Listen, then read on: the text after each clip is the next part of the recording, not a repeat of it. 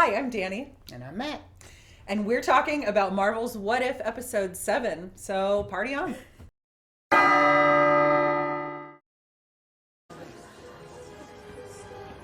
Party Prince! This episode answers what would happen if Loki was not the adopted brother of Thor and he grew up without that competitive presence in his life. And he turned into a party animal. As I think anyone would when they didn't have anyone to fight against, you're just always going to be looking for something to do, right? And I guess for Thor, that was just party and have a good time. Yeah, it's frat boy Thor. What I find really interesting about this premise from start to finish is that it looks back at the Thor, the first Thor movie where we talk about Thor and Loki and the events between them really putting Earth on the sort of universal map. Like nobody really knew where Earth was until Thor showed up and set into events this like chain of something blah. Because even in the beginning of the episode, Thor establishes that Earth is this nothing backwater planet. Heimdall won't even be looking at it, so it's a great place to hide. But it's really interesting too because Thor deliberately goes there to stay away from Heimdall's presence and to like not draw any attention to himself, and just by a sequence of events, it ends up putting Earth on the map universally anyway, which kind of indicates that Thor coming to Earth and setting into sequence events where other heroes and villains start to know that Earth is a place. It kind of sets this up as one of those like pivotal moments that has to happen in every universe. Thor is a real universal influencer, is what you're saying. Absolutely. With hair like that, how could he not be? Nachos. Okay, fine, Duck. But this is not a date. Let's just see where this evolves. This episode, compared to a lot of the other ones, was a lot more comedy focused. It was a lot sillier, a lot goofier, which is a fun change of pace. I really liked the tone and vibe of this one. We were talking earlier that you felt some certain influences, perhaps, from other media. Oh, I did for sure. The fight scene between Thor and Captain Marvel is so very Looney Tunes. I mean, when you talk about like the zooming out where you see the name of the country on the map and you see Thor get punched and it like follows his face and he kind of arches up. It's so Looney Tunes. I mean, deep into even like fighting in the desert. I'm really surprised that like Captain Marvel didn't just like paint a tunnel on the side of a wall. I loved that the animators at Disney really took this opportunity to pay homage to a cartoon classic that they don't own. One of the only cartoon classics that they don't own. Like that was just really a really nice reach across the aisle for me. Yeah, and then on top of that, there was just a lot more jokes, like Drax just with, now you are the one pooping the party. Just these Pooper! Like that exact moment was when I really sat back. I was like, what is this episode even? It was so bizarre in a really fun, enjoyable way, and watching it a couple times, there was a lot of real small background visual gags. At one point, you see Korg with a pacifier in his mouth, which I thought was a little weird for Marvel and Disney, but it's just a pacifier, and there's nothing weird about that. But so it was just very enjoyable in a much lighter tone than I think a lot of the other ones. Yeah, and there's a lot of elements of The Hangover in this episode also, right? Yeah. Like Howard the Duck and Kat Dennings getting married.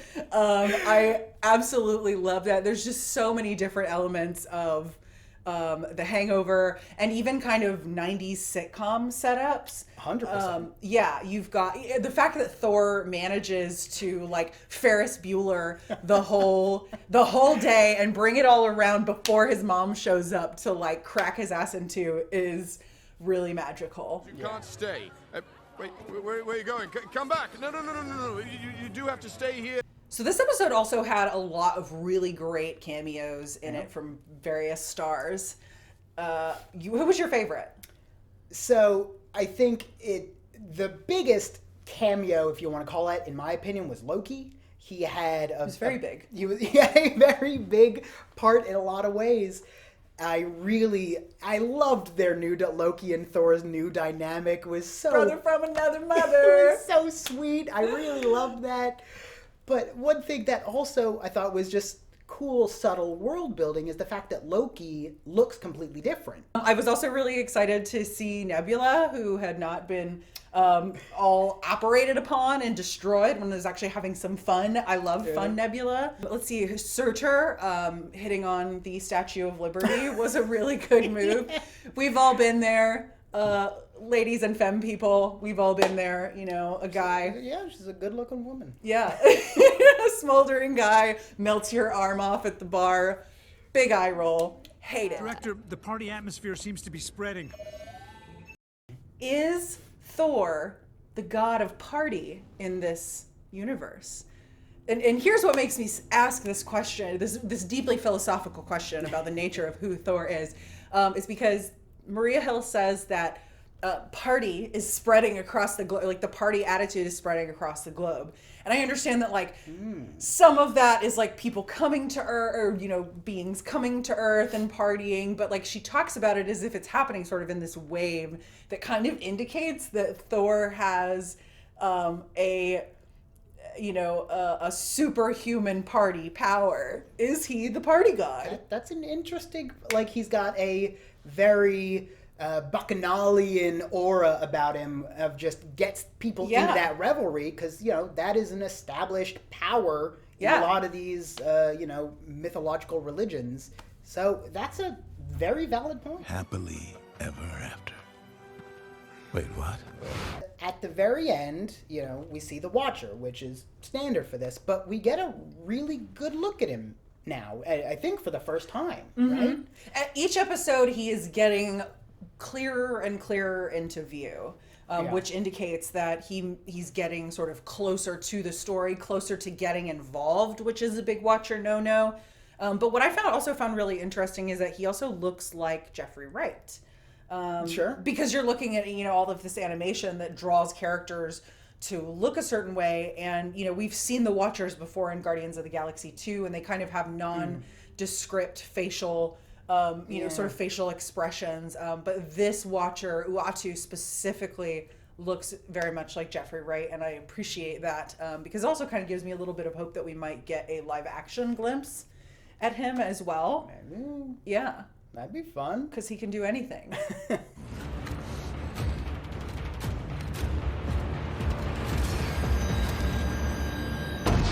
Multiversal Avengers. I said it from the get-go. I was like, if they don't pull together all of these episodes in some way, I'm going to be mad. And we're getting to a point where we know for certain, thanks to some car commercials and other preview items, and also and also the initial What If trailer, we know that we are getting a multiversal Avenger team, and that Party Thor is going to be on it.